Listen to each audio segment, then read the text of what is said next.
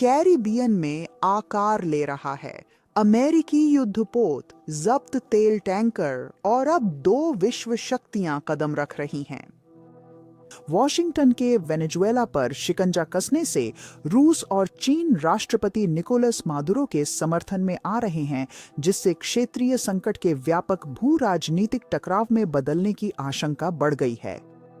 America द्वारा स्वीकृत तेल टैंकरों पर डोनाल्ड ट्रंप की नाकाबंदी लागू करने के बीच चीन और रूस ने वेनेजुएला का समर्थन किया है।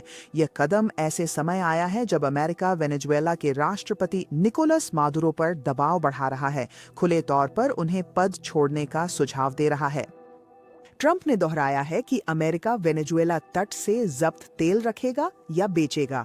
सत्ता परिवर्तन के लक्ष्य पर पूछे जाने पर ट्रंप ने चेतावनी दी कि अगर मादुरो सख्ती बरतते हैं तो यह उनका आखिरी मौका हो सकता है। इन टिप्पणियों ने पूरे क्षेत्र में तनाव और बढ़ा दिया है। ट्रंप द्वारा पिछले हफ्ते टैंकर नाकाबंदी की घोषणा के बाद वेनेजुएला के बंदरगाहों पर गतिविधियां तेजी से धीमी हो गई हैं। रॉयटर्स के मुताबिक लाखों बैरल तेल अब टैंकरों में फंसा है, क्योंकि खरीदार वेनेजुएला के जल क्षेत्र से आगे जाने का जोखिम उठाने के लिए ज्यादा छूट चाहते हैं। वेनेजुएला तट पर चीनी बंदरगाहों के लिए जा रहे एक टैंकर को रोके जाने के बाद चीन ने कड़ी प्रतिक्रिया दी। बीजिंग ने इस जब्ती को अंतर्राष्ट्रीय कानून का गंभीर उल्लंघन बताया और वॉशिंगटन पर एक तरफा अवैध प्रतिबंध लगाने का आरोप लगाया। चीन वेनेजुएला का सबसे बड़ा कच्चा तेल खरीदार है, जो उसके कुल तेल आयात का लगभग 4% है। इस बीच रूस ने भी हस्तक्षेप किया।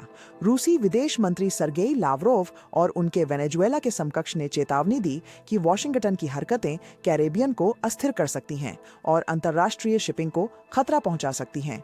मॉस्को ने वेनेजुएला के नेतृत्व को पूर्ण समर्थन और एकजुटता दोहराई।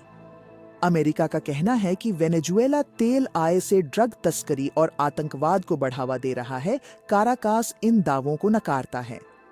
अमेरिकी सेना ने ड्रग्स से जुड़ी नावों पर हमले किए हैं, जिनमें 100 से ज्यादा लोग मारे गए हैं।